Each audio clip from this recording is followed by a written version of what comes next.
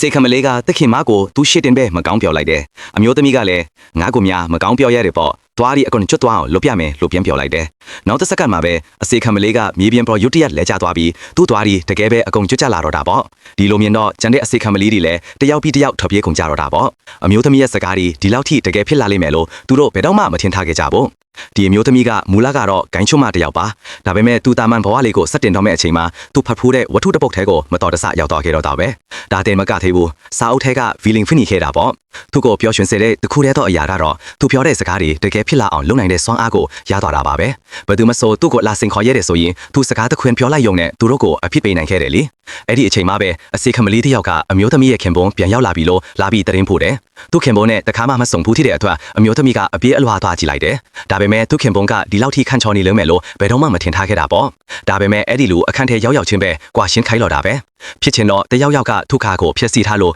ကားမတော်တဆမှုဖြစ်ခဲ့တာလေတက်တီအကြကြံဖို့ကလည်းအမျိုးသမီးစီကိုပဲဦးတည်နေခဲ့တာပေါ့ကွာရှင်းစာချုပ်လက်မှတ်ထိုးပေးရင်ဒေါ်လာ10 သန်းရမယ်လို့သူကအမျိုးသမီးကိုပြောလိုက်တယ်အမျိုးသမီးကလည်းဒီမျိုးမှာအချမ်းစာဆုံးလို့ဖြစ်တော့ဒေါ်လာ10 သန်းပဲပေးတယ်လို့စိတ်ထဲကနေညှိသွားမိတာပေါ့ဒါပေမဲ့သူ့စိတ်ထဲကအတွေးတွေကိုအဲ့ဒီလိုကြားနေရလိမ့်မယ်လို့သူလုံးဝမထင်ထားခဲ့ဘူးလေသူကလည်းချက်ချင်းပဲသူ့လက်ထောက်ကိုထူဆန်းတာဒီဘာများကြားရတယ်လဲလို့မေးလိုက်တယ်လက်ထောက်ကတော့ဘာမှမကြားရဘူးလို့ပြောလိုက်တာပေါ့ဒီအချိန်ဆိုတော့အမျိုးသမီးကကွာရှင်းစာချုပ်ကိုလက်မှတ်ထိုးပြီးသွားပြီဒါပေမဲ့အဲ့ဒီလူကတော့နားမလည်နိုင်အောင်ဖြစ်နေတာပေါ့ဘာပဲပြောအမျိုးသမီးကသူ့နောက်ကို9နှစ်ကြာလိုက်ခဲ့ပြီးသူ့ကိုလက်ထပ်ဖို့ကြိုးစားခဲ့တာလေသူ့အဘိုးကိုတောင်မိဘချင်းသဘောတူလက်ထပ်ဖို့တောင်းပန်ခဲ့တာဘာလို့ဒီလောက်မြန်မြန်ကွာရှင်းဖို့သဘောတူလိုက်လဲဆိုတာသူနားမလည်နိုင်ဖြစ်နေခဲ့တာပေါ့အဲ့ဒီနောက်သူ့အသွေးတွေကိုသူထပ်ကြားပြန်တော့တာပဲအမျိုးသမီးကကွာရှင်းပြီးရင်အမျိုးသားမော်ဒယ်ဆရှိရောက်ကိုသူ့အစေခံအဖေငားမယ်လို့ဆုံးဖြတ်ထားတာကိုအဲ့ဒီလိုလဲသူ့အမျိုးသမီးရဲ့အသွေးတွေကိုကြားနေရတာပဲဆိုတာနောက်ဆုံးတော့သဘောပေါက်သွားတယ်